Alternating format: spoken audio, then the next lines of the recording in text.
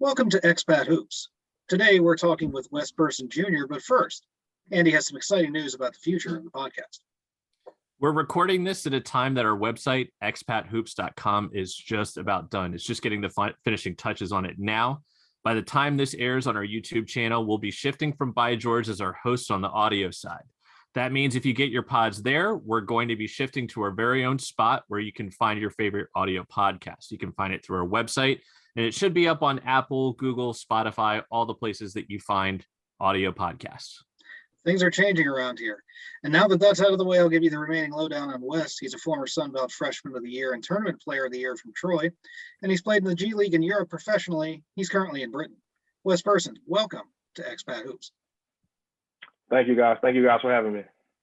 So you are joining us from Newcastle, England right now, but you began your upper level career, I guess we should call it, in college at Troy for all 4 years. Tony talked off the top, being a Sunbelt Conference Freshman of the Year. Pretty much every game that you could have possibly played in, you did. Not only that, you started in, I think, just about every single one except for maybe like one. What was your path to Troy? Why did you choose to go there? And what was the highlight of your college career as you see it? In high school, I gained a bit of traction early in my recruiting process, probably about my sophomore year. Just playing on the Nike EYBL circuit, played alongside Devin Booker for a few years. So a lot of coaches, got a chance to see me, got a chance to recruit me, and I was in talks with a lot of schools, a lot of bigger schools. But I think closer to around the time I was trying to make a decision, I started, doing some self-reflecting and which level that I think I would be best for. And I think with my size at the current time, I was probably about 6'1", about 160 pounds. I think my game fitted more of like the mid-major style. So that's where I kind of shifted my focus towards. And there's like, towards the end of my, recruiting process, there was like a few schools that I really was eyeing. UAB being one of them, Troy, then the Western Carolina. That was probably my final three. UAB was actually my favorite, throughout my entire recruiting process, but they ended up not offering me. And then Troy was my next favorite. I built such a great relationship with, Coach Cunningham and Coach Fletcher through my recruiting process. And around the time when they offered me, I knew right away. They offered me in season my senior year. And then I knew at that point I wanted to go. And I just waited, just a couple more months until the season ended to, just to see, who else may come and try to contact me. But I knew at that point that that's where I wanted to go. And ultimately, I decided to go to Troy, and I think that was the right decision for me at the time. And my career at Troy was great. We didn't start out too well. It was kind of like that was their second year at Troy, the coaching staff when I got there. So it didn't start out great, but as the years went on, they were really good at recruiting, really good at developing players. And by my third year, we finally got some good guys in there, and we put together a pretty solid team. We went neck and neck with USC that year, Seton Halls, and I think we may have knocked off Hawaii that season, in a Christmas tournament. But we had a really good team, and so definitely the highlight of my college career was definitely making to the NCAA tournament, winning 4 games in 5 days, coming in as a 6 seed. Not a lot of people count us out, but we had some injuries and had some some guys who didn't really, play the entire season, but, we knew we had that core, once we got everyone together, we were a dangerous team. And you saw that in the tournament. We just got hot, at the right time and sparked the run and, ultimately made the NCAA tournament. So that for sure was the highlight of my, Troy career. Absolutely. And even though you refer a lot to the team and the core, certainly basketball is a team sport. You also were the most outstanding player of the Sun Belt tournament that year as the team won. So definitely not to minimize your role in all that, but definitely a good team. One of the things that you mentioned actually off the top was Devin Booker. I'd like to make the joke, I wonder whatever happened to him. But that's not the only NBA connection that you have. Your father played in the NBA, albeit at a different time, played stateside. As you were looking to transition to, opportunities, whether it was in the United States or overseas, did you find it beneficial to have him and the other family members that you had that have played too help you through the process of becoming a pro? just growing up around it, you know, I had the opportunity to, you know, speak with their agents and their financial advisors and, you know, people that help them make their decisions. And I too personally, in college I studied finance, you know, and things like that. So I had a, you know, pretty good idea of, you know, how to negotiate contracts and how things like that work, you know, just from my upbringing and then, you know, studying, you know, myself, me wanting to be a, you know, agent in the future. So, you know, I had a pretty good knowledge of it, you know, coming out of college. So I think just growing up around it, you know, I felt comfortable enough that, you know, I would be okay, you know, making my own decision. So, and that was a personal decision for me. So I wanted to, you know, take all that upon myself, you know, to make sure, you know, it was the right fit for me and not just, you know, just feeding off of my dad or feeding off of my uncle, you know, and just getting just all of their input and them, you know, swaying me some way and then I feel, you know, indifferent about it. So I pretty much made that, you know, my decision on choosing an agent. I pretty much did most of that on my own, most of the talking. You know, my parents definitely spoke with a couple of them, you know, but ultimately, you know, I had the final say so. So I did most of the, you know, negotiating and talking with different agents. So you have this, do you have the same agent now or have you switched since then? No, I've switched since then. I originally signed with Chris Patrick, you know, Sports Law Group. He got me my first job in Italy and G League and then the G League thing and then Hungary. And then I didn't play for a season. So that relationship kind of, you know, went downhill. But then, you know, I picked back up with my agent now, Slam Sports, who was a guy I met through my first American teammate in Italy, Brandon Sherrod. That was his agent. And so we sat down a couple of times whenever he was in, you know, town and then just kept that relationship. And then when I was getting back into playing, you know, over the summer, you know, he was a guy that's, you know, kept in contact. And then we reached out and I told him I was looking for, you know, to change agents. And we talked, you know, I liked the direction his, you know, company was headed. And I ultimately decided to choose him. And I think it's going to be the right fit, you know, for jump-starting my career back and trying to get it to where it was a couple of years ago. And let's talk about that pro career. You started a bit of a different path than some people on the podcast do because you started in Italy's second division before coming back stateside and trying your hand with the G League and then going back overseas after that. So I wanted to ask you first, how was your time in Italy? Secondly, because you went over to Italy's second division before coming back to the G League, I wanted to ask if the G League was something you pursued before going over to Italy or if that was something that wasn't really on the table, so you decided to wait until afterward.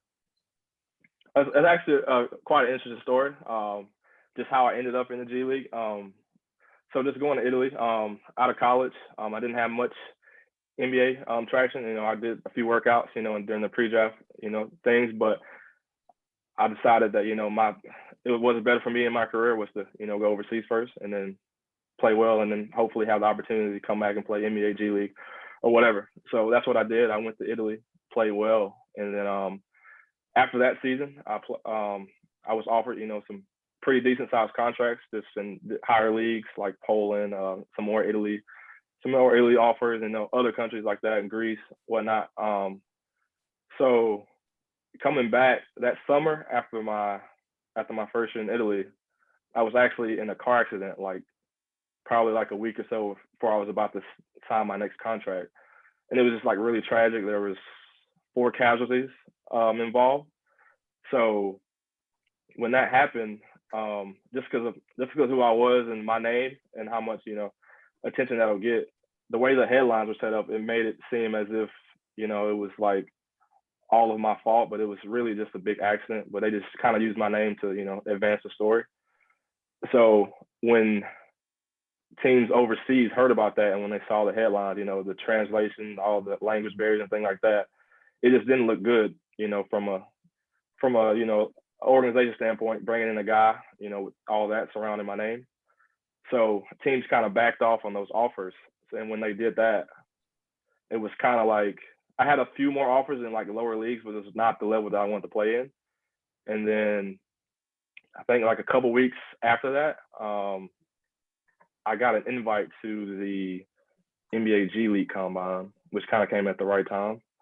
And I went there, played well. I think I averaged like 15 or so points over 6 games, and I got some interesting teams just from playing in that. So then I decided that it's probably best if I just did the NBA G League draft, you know, and to see what happens from there.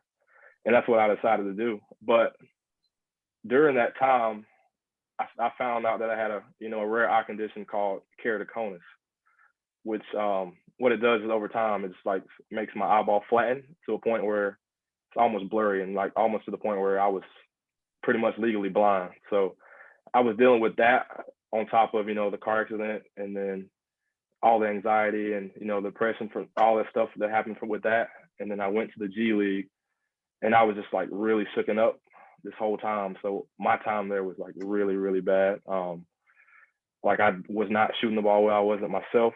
And it was just like a tough point in my career. And so things there didn't actually go as didn't go as planned just because of what I was dealing with. And then so once I left there, I sat out for like 2 months, just kind of like regroup. I didn't know if I wanted to go back and play. I was just like wasn't myself. But I got an offer to go play in Chile. I was sitting at home on the couch and I was like, I got to get up and do something. Like this is I want to play basketball, but I was also dealing with all that. But I think it was good for me to actually get out and go back and play again. So I went to Chile and then I played really well there, dealing with the eye condition, and then went to Hungary and only played a couple games, and that's when COVID hit. So then it kind of sidelined me again for another season. So that's kind of like my story of after Italy and my path up until Sure. now. That certainly is an interesting path, and there's Yeah. definitely plenty of places that we could go. But one of the things that I think that you kind of mentioned was like in terms of your eye condition, one of the things I kind of think about is like, what was the process like with that? I mean, you're dealing with it in the G League, you dealt with it in Chile. Fortunately, we know that you're able to resume your career and everything like that. What was the path back towards managing the condition, or what's the status with it for now that has enabled you to basically recover your game? Right. So like the way it works is it starts progressing like later in your 10 years. So from about 18 to about 26, 28, whatever, that's when it starts to get worse. And that was around the time that I started really noticing it. I always wore like contacts throughout college to play, but it didn't really, I was so used to like not being able to see that it was just like normal to me. But then when I went to play in the G League, I started noticing that it was getting like really bad. I was like telling my mom, I was like, I really cannot see anything. That's when I had to go to the doctor and they told me this is what I had. So in order to fix it, I had to have 2 different surgeries, 2 for each eye. And it like basically just like kind of stops the condition from getting worse. It doesn't really fix it. But then they have like special contacts. I wear like glass contacts now, which helps me see 20/20 again. So now it's fine. But at the time when I was playing, like trying to play with it, like with the NBA, the line is like so far back. So like the further and further I went back, the harder it was to see. And I just could not shoot to save my life. I tried goggles, contacts, reading glasses. I tried everything just to try to play, but it was just like, it just didn't work. So now after having the surgery, now that I can see 20/20, I almost feel like a new player, like, cause I've never been able to see really well and shoot a basketball. So it just feels so weird now, just being able to see and play and be able to see everything I want to on the court. So it's been kind of like a, kind of rejuvenated my career in a sense. Just kind of feeling like, different player out there when I'm, trying to maneuver through the offense and things like that. I was going to say, can we just park for a minute and just say that all the things that we rattled off in terms of your accolades, especially in college and starting out a pro career. First of all, you're a most outstanding player in a Division I school. You had a really good NCAA run. You basically, like to your words, you really kind of couldn't see very well. You got a professional contract, you got a professional opportunity, and all this is basically without really kind of having optimal sight. That's incredible. So I just kind of wanted to park there for a second, and certainly happy that things have rejuvenated your career. But I mean, even if you hadn't done that, that's quite the accomplishment to be able to say that you did it while dealing with that. Right. Yeah, I know my coaches in college used to make jokes on me just because they used to joke on me about not being able to see, and I don't think they really knew how bad it was, and I didn't really know how bad it was because that's just what I've known, for the last few years. So it was just like normal to me. But also a cool side note, Steph Curry, I'm pretty sure he has the same eye condition, and I think a couple years ago they put him in the glass contacts that I have now. So, and you see what he's done with his shooting over the past few years. So maybe that's a sign for good things to come for me. I was going to say, now you're starting to get me to the point of maybe you should have this eye condition if you want to play at a high level. Exactly. That's what I was going to say. I feel like that's a prerequisite for being a potent shooter, is not being able to see and then needing a surgery. Is that why you took last season off? Was that part of the treatment for this? Yeah. So like, you have to have the surgeries like 6 months. You can't have them at the same time, obviously, because the recovery and stuff. So I did one, recovered for 6 months, and then I did the other. So like, if I wanted to play, I would have to sit out a year at some point, or I would just have to deal with my whole career, just being blind, basically. So I felt like it was best for me to just go ahead and get over with early in my career, and then just be done with it. So that's what I decided to do. Well, and weirdly enough, it came at a time that COVID sort of struck. Yeah. You made reference to it that you were over in Hungary and played a couple of games. What was your COVID experience like? That's kind of become a common question on this podcast. We started during COVID era, so that's almost like a standard question at this point is, what was your COVID experience? And tell us a little bit more about the season off, even though it's not necessarily one that you took off entirely.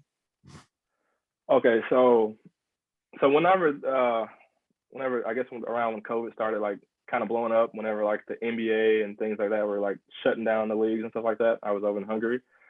So like at first when we were hearing about this stuff on the news, we just kind of like blown it over, like it was like not a big deal, like it was just a blow away in a couple of weeks, like it's whatever. But then I think once the NBA shut down everything, that's when it like kind of became real. And so just being over in Hungary, we had no idea what was going on, what was going to happen with our league. We were going to keep playing or what the deal was.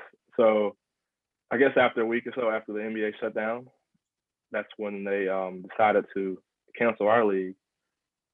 So it was kind of a little bit of a panic there, like, what do I do now? And then also just being abroad, you started hearing like talks on the news of like the USA shutting down borders and not letting people in just to like kind of control the virus.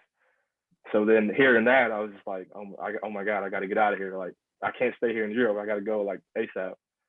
So I think I was able to get home like a couple of weeks after, the whole thing went down. And so I was kind of just at home, just working out, hanging out with the family. It was kind of good just to be able to see my family, just because I was always in Europe, during season and in college. So just to be able to hang out with them for, a few months. And then that's when I decided to have the eye surgery. And the way they explained it to me at first, it was of how dangerous it was. Basically, like a poke in the eye could have like, blinded me forever. It was like that bad. So like just hearing things like that, it was almost like, well, I need a backup plan now, just in case like the surgery doesn't go well, or just in case I won't be able to see good enough to play again. So that's when I decided to, use my degree in finance and look for different opportunities. And I found an accounting job, and I did that for 6 months. But I knew I wanted to play. So once I recovered and saw how well I could see again, that's when I decided like, okay, time to get back into basketball. So I stayed in shape, the whole time. Actually, put on like a few pounds of muscle. So it was kind of good for my body to recover and things like that. I haven't had a break from basketball like that since maybe I was like 3 or 4 years old. So it's always been nonstop. So that was kind of good, in a sense, to get that break, that mental break, and also that physical break as well. So that was kind of like my COVID experience, basically. Yeah, I put on a few pounds during COVID, but it wasn't muscle. didn't go as well for those of us who were not trying to become a professional basketball player. I was going to say the same thing. I am also curious too. So your pro career, like you had 1 year in Italy's second division. You came over to the G League. You kind of struggled through your eye condition. You played 2 games for Hungary. You took last year off. So theoretically, like you're kind of just getting started in what is going to eventually be your pro career. You've only really had one whole year as a professional basketball player, even though you've been pursuing these opportunities now for the better part of 3 or 4 years. Yeah, and that's crazy to think about. Yeah, it's really been 2 or 3 years since I've actually like really competed, at a high level like this consistently. So I mean, it was a bit rushed at first, just getting back into it. It's the difference between like working out at home and doing all these things, that kind of shape, and then actually coming back and playing professionally and being in shape. So it took me a few games, to get my body back into like playing shape, and things like that. And then also just to knock the rust off, and then also trying to figure out how to play with my new vision. My shot felt a little different just because I could actually see the rim now. So things like that. So I mean, there's been a few games where I've had like flashes of being back to who I was a couple of years ago, and also been games where it's just like, wow, like I'm so rusty. Like I just need like a few more games to like just get my legs under me, get my rhythm back and things like that. So it's definitely been an adjustment so far. But so far throughout the season, I think I've done pretty decent for the circumstances that I've had to deal with over the last few years. But I think it could only get better from here for me personally. And how has this season gone in England? I know we've talked to a few people who have played in the English Professional League. It is considered to be a fairly high-level league, though not quite to the same level as some other leagues like Spain and France, and so on and so forth. You're currently playing for the Newcastle Eagles. So tell us about how the season's been. You said you knocked off some rust after a few games and got going. Yeah, I think it's been a pretty decent season so far for me. Coming to a club like the Newcastle Eagles, 27 championships, the most in the league has ever seen. So coming to a team like that definitely makes it a little bit easier, a little less pressure, just being one of the better teams in the league, and also being surrounded by some pretty talented guys like Darius Defoe and Ramon Fletcher, who's been an MVP of this league, I think 2 or 3 times already. So just, coming in and, learning from guys like that, it's been a very helpful, trying and jumpstart my career. I've had some pretty decent games, like a couple 30-point games and things like that. And I've also had some, like I mentioned, some games where some rust has been, shown. But I think, all in all, I think I've, played pretty decent. Of course, I wish I've played a little better, but I mean, I understand, I can't just jump back in and just go back to, being the player I was. It's going to take a little bit of time. But from a team standpoint, I think we've underachieved to this point. We got rocked with COVID early on in the season. So for a few games there, we only had like 4 or 5 like actual people that were on our original roster, and then the rest were just like fill-in guys from like the under 23s or like the university team. So we played like 5 or 6 games like that. So we just like lost, I think, like all 5 or 6 of those. So that was tough for us, and especially with a team like this who's not used to losing. That was kind of difficult on fans and things like that. But I think now that we have our entire squad back, we have a really good team, really good roster. We actually went in and beat London Lions, who was like the one of the top clubs of this league, biggest budget, whatnot. We beat them a couple of weeks ago, and so we shown like flashes of being good. And there's also games like a few weeks ago where we lost to one of the bottom level teams. So we're just right now just looking to put it all together from a team standpoint. It's still early in the season, but not quite where we want to be. But I think in a 2 weeks time, I think we'll be playing at the level that we would like to. How about any perks in your league that are in particular to England that you've received as a result of your contract or anything like that outside of your financial incentive to play for the team? Not me personally, but I know around the league, a lot of teams are linked to different universities. So a lot of guys are offered like their contract, and then on top of that, they offer the opportunity to pursue their masters if they would like to, I think for free. So that's a pretty cool perk. So I guess if I stay in the league, a couple more years, that would probably be something I would look into, maybe get my MBA or something like that. So I thought that was pretty cool whenever I heard there's 3 guys on our team that are currently doing that on top of basketball. So I think that's a pretty cool perk, for the league. For sure. I was going to say that one of the things that probably does help to some degree, I mean, you've had some legitimate, I shouldn't say legitimate, but, really foreign country experience between Italy and Hungary. And you mentioned Chile as well. but this has got to be a little bit different for you in a good way that you're going to a country where English is the language. I mean, has that been something that's been pretty easy and pretty nice for you? Yeah, I actually tell my family this a lot. I was like, they always ask me, what's been your favorite place to play in so far? And I would tell them, like, even though I've only been here like 2 or 3 months, I would tell them England for sure, just because coming over here and people are speaking English, it makes things a whole lot easier, a whole lot smoother. You can actually communicate with people, and actually, insert yourself into the community and things like that. But when I was playing in Italy and Hungary, I couldn't speak their language and I couldn't understand anything. So it was so difficult to get around.